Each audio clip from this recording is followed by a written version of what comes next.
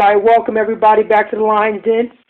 Today I want to talk about the reason why we need to hold our vote before you make your final decision. We already know haste makes waste, right? Well, it's the same thing about a year from now, actually a little bit less than a year. You're going to be ready to vote, and then you're going to vote. So let's look at this. I want to talk to you in the black community right now. For some reason, everyone is getting very emotional because they feel they have a candidate that represents them and is going to stick it to Donald Trump. Now, I'm not here to tell people who to vote for, but I'm here to make you think with your head instead of your emotions. Because a lot of times we think with our emotions, but that gets us caught up. Now, whatever you do, you vote for Trump, that's your decision. But for the most part, if you want to try to see things change, if you want to see some type of change, then you're going to go on the other aisle, on the other side of the aisle. Right? You're going to go on the other side. So what I want you to look at today, I want you to think about how it is a detriment or problem for us to just start calling out candidates that you want to vote for and that you're going to support, and you're going to rally behind these candidates right now. All right? Here's the thing. You make a decision now and you're adamant about your candidate and you're pushing your candidate, whoever that is, if it's Bernie, if it's whoever, you're going to run into some trouble. Because guess what? The more celebrities, the more people in the church, in the black church, black celebrities, black church, then the more people that will come in the black community, as well as entertainers. We can't forget the entertainers. All right? The more you support that one candidate, the quicker it's going to be for them to get many of us in the black community in their pockets. Because everybody's gung-ho about things that they're saying that they can deliver. We don't know about the attainable. We know about things that they're saying they can deliver. All right? It sounds good. It sounds like things that we need. But right now, is it attainable? Ask yourself that. Take the emotion out. Really start thinking about these things. Like the universal health care. Come on, y'all. Right? That's a good thing on the surface. All right? But this country's already in debt. Huge deficit. Excusing college loans. Now remember, they're talking about doing these things. But really, can they get it passed? So what happens is you get in a situation where a candidate will promise all of these things to you, right? To do anything to get in office. And then turn around, come to find out that they can't be done. That it was a fairy tale, that it can't be done. Because guess what? The president doesn't have that power. He still has to go through the Congress and the Senate. So even if, Congress goes through Congress, remember, unless the Democrats take all three, all right, the president, the Congress, and the Senate, if they don't take all three, best believe that it's almost impossible to get these things started up off the ground and get them in America going, right? This free education, all this stuff that we want all these social programs, all this stuff. Almost impossible. It's going to cost a lot of money anyway. We're already in debt. I guess they figure we're already in debt. But that's going to be a problem. All right? Because guess what? Somebody's going to stop it. Whether it's the Senate is going to stop it. If Congress become on the other side of the aisle, they would stop it. And they would stop these bills from going through right away. So you got all these young people, all these people that are happy. Oh, yeah, we can get all this stuff. And then come to find out that, you know what, they couldn't do it. And when you look at our community, the prison rate is still high. Drugs are still there. But yet the politicians promised you things, some of them, that they could not deliver and would not deliver because it was about your vote. So what you have to do right now is hold your vote. Listen. And then come together with a certain amount of things that you are interested in and putting it out there.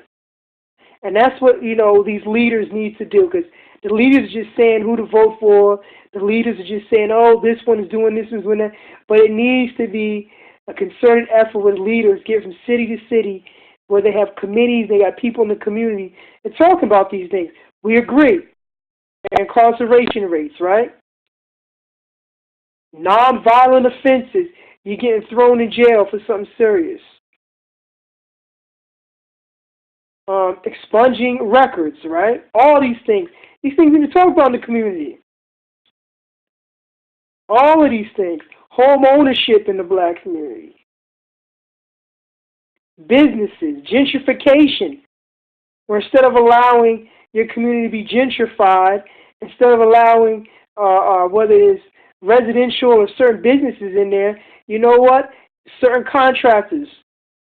You get contractors in the community. And allow these contractors in the community to get, to get involved with where they can get in there and get contracts, construction contracts, loans and things like that for people who want to start a business.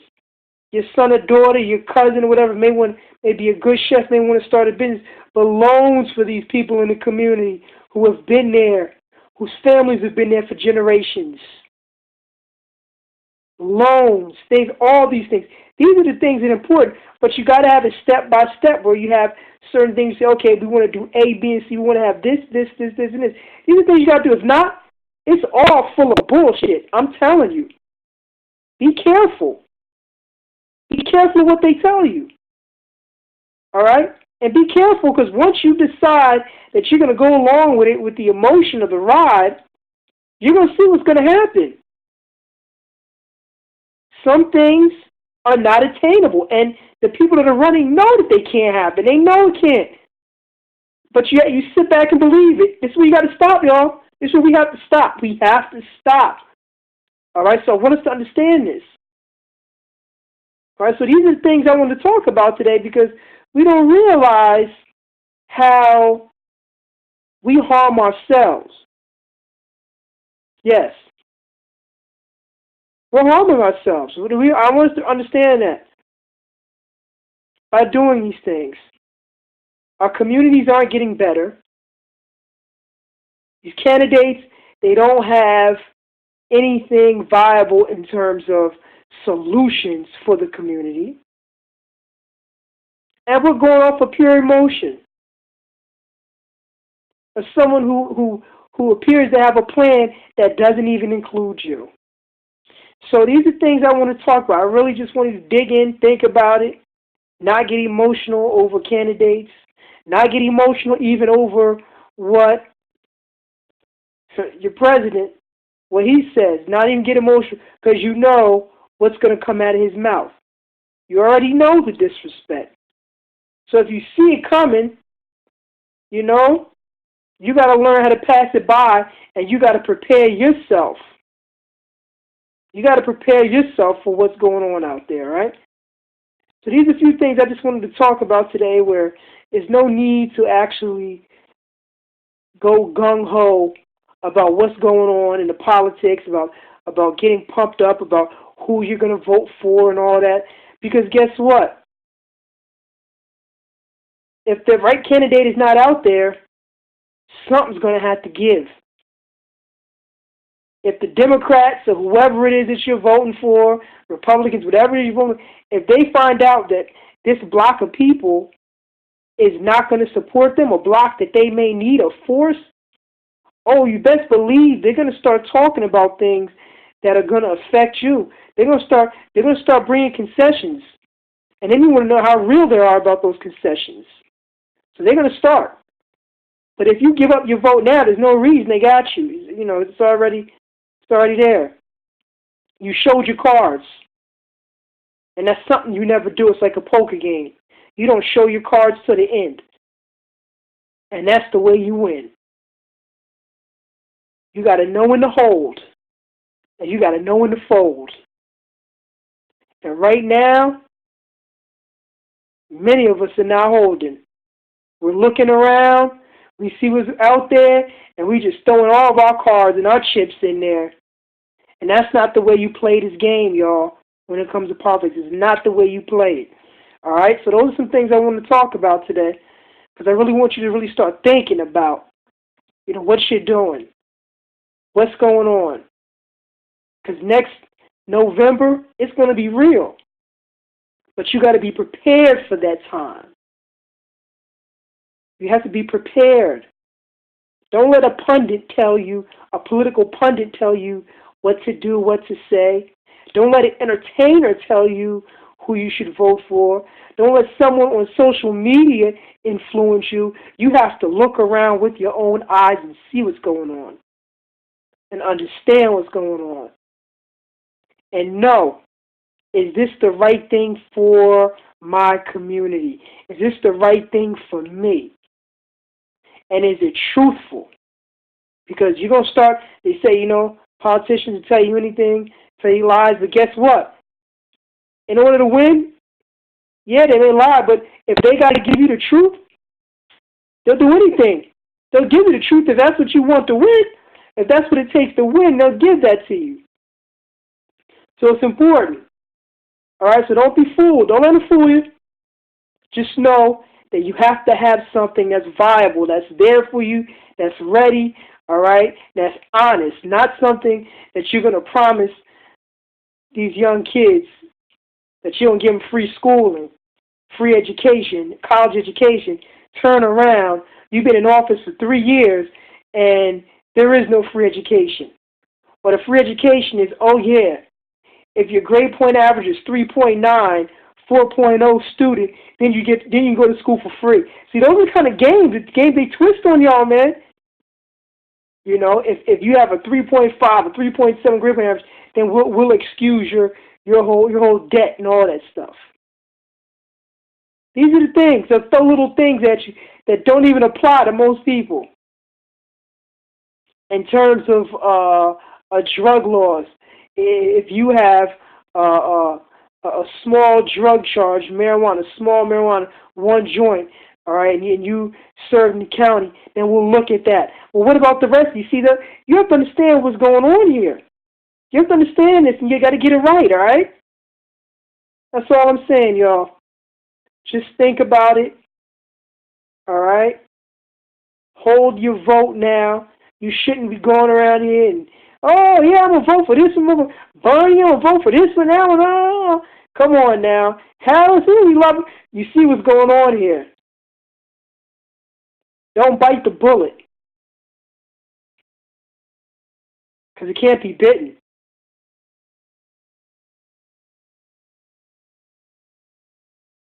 Don't bite the bullet. You cannot bite it, all right? So those are just a few things I want to get into today. All right, thank y'all. Take care. Peace.